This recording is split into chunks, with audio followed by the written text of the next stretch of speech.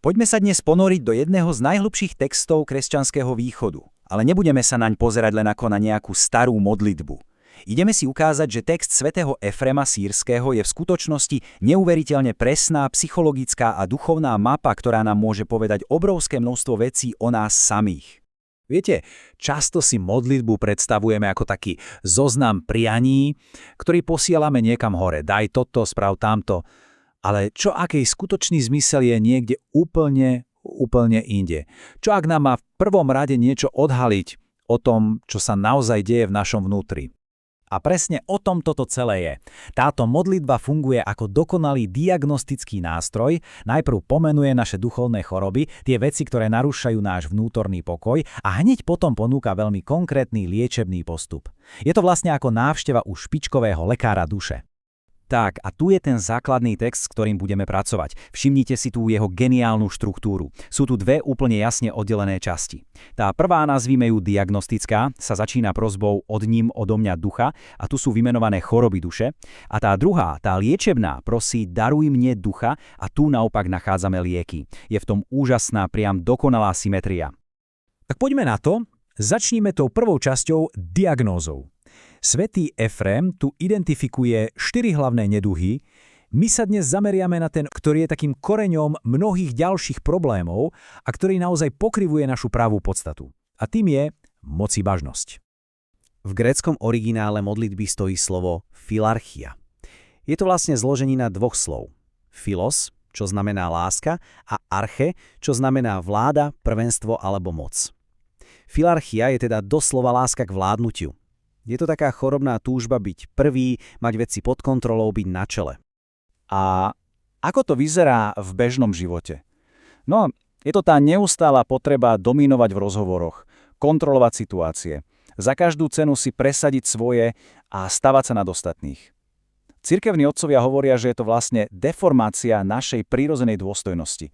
Viete, boli sme stvorení ako králi, to áno, ale s poslaním vládnuť nad svojimi vlastnými vášňami, nie nad druhými ľuďmi.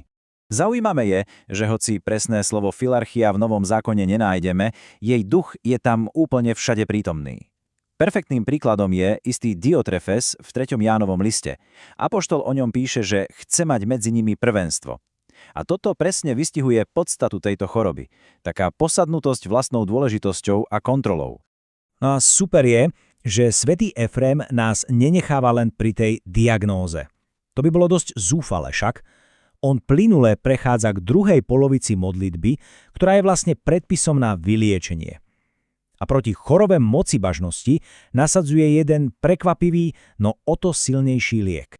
Tým liekom je trpezlivosť. V gréčtine hypomone. A toto slovo je absolútne kľúčové. Doslova znamená zostať pod niečím. A pozor, toto nie je slabosť. Je to aktívna schopnosť zostať stáť pod ťarchou reality, uniesť skúšku a vytrvať bez toho, aby sme sa zrútili alebo utekli. Je to znak obrovskej vnútornej sily, nie pasivity. Jasné, teraz si asi mnohí hovoria, počkať, neznie to trochu ako pasívne poddanie sa osudu? Ako nejaká výzva, aby sme len ticho trpeli a nič nerobili? Toto je však obrovské nedorozumenie toho, čo trpezlivosť naozaj znamená. Pozrite sa, tu ten rozdiel vidíme úplne geniálne. Ten vnútorný monológ mocibažnosti hovorí, ja musím zmeniť svet, aby vyhovoval mne. Je to aktívna potreba kontroly. Trpezlivosť, hypomone, naopak hovorí, prijímam realitu takú, aká je a vedome v nej zostávam verný. Je to nesmierne aktívna čnosť. Je to odvážne rozhodnutie dôverovať, aj keď veci nejdú podľa našich predstav. A teraz to najlepšie. Poďme to spojiť. Keď dáme dokopy diagnózu a liek, uvidíme, ako dokonale do seba zapadajú. Uvidíme, ako liek obnovuje presne to, čo choroba predtým zničila. Túto máme ako na dlani. V takej dokonalej, ja by som povedal, až ikonografickej symetrii. Mocibažnosť, filarchia, je chorobou vôle, voja sa vymkne spod kontroly a snaží sa ovládať všetko okolo seba. No a trpezlivosť, hypomone, je liekom presne pre vôľu. Učí ju prijať Božie pôsobenie a zotrvať v dôvere. Je to dokonalá rekonštrukcia našej vnútornej rovnováhy. Ale to ešte nie je všetko. Tá modlitba ide ešte ďalej. Ukazuje, že uzdravenie trpezlivosťou nie je samoučelné. Je to nevyhnutný predpoklad pre niečo ešte väčšie, pre úplný vrchol kresťanského života. Všimnite si ten detail v samotnom texte modlitby. Hneď po slove hypomones, teda trpezlivosti, nasleduje slovo agapés, lásky. Daruj mi ducha, trpezlivosti a lásky. A toto nie je žiadna náhoda.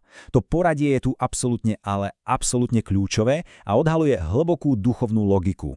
A toto nás privádza k jednej neskutočne hlbokej pravde, ktorú poznali už otcovia púšte. Bez trpezlivosti, bez schopnosti uniesť realitu druhého človeka s jeho chybami a slabosťami, jednoducho nemôže vzniknúť skutočná obetavá láska. Agapé. Trpezlivosť je tou pôdou, z ktorej môže vyrásť láska, ale viac o láske si povieme až na budúce.